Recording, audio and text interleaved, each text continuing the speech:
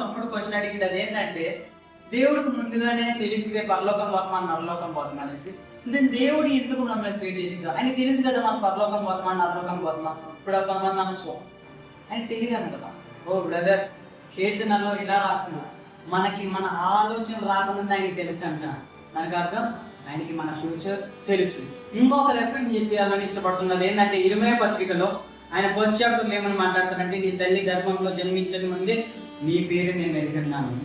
దాన్ని బట్టి అర్థమవుతుంది మన పుట్టక ముందే మన పేరు ఎరుగుందంటే డెఫినెట్లీ ఆయనకి మన ఫ్యూచర్ అర్థమవుతుంది, తెలుసు. దెన్ మనం పరలోకం పోతామని నరలోకం పోతామని తెలుసు కదా, అయినా ఎందుకు సృజించిండు? ఇది ప్రశ్న. ఎగ్జాక్ట్లీ ఇదే క్వశ్చన్ తమ్ముడు. సో మనం ఇప్పుడు నేను అడిగినప్పుడు ఇది క్వశ్చన్ గురించి దీని గురించి డిస్కషన్ చేస్తున్నప్పుడు మనం బైబిల్ని పరిశీలించినప్పుడు దాని గురించి చాలా ఎక్స్ప్లెనేషన్ ఉంటుంది. అండ్ ఆల్సో దీన్ని బైబిల్ థియోలాజికల్గా లేకపోతే కొంచెం ఇంటర్ప్రిటేషన్ అనేది చేయాల్సి వస్తుంది, కొంచెం లోపలికి చదవాల్సి వస్తుంది. బట్ మనకు అంత టైం లేదు. బట్ రాబోతున్న రోజున మాత్రం ఫుల్ వీడియో మాత్రం అప్లోడ్ చేస్తాను. అసలు ఏంది ఇన్ డీటెయిల్ గా అసలు ఎలా అయింది, అసలు మనం ఎందుకు ఈ లోకంలో కూర్చుందండి. బట్ దీంట్లో వన్ లైన్ ఆన్సర్స్ నేను ముగించాలని ఇష్టపడుతున్నది ఏంటంటే, ఆయన ఎందుకు సూచించి ఈ లోకంలో అంటే ఒకటే ఒకటి రీజన్. అదేంటంటే నువ్వు పరలోకం పోతామా నరలోకం పోతామని ఆయన తెలిసే కాదు నేను ఇక్కడ సూచించింది.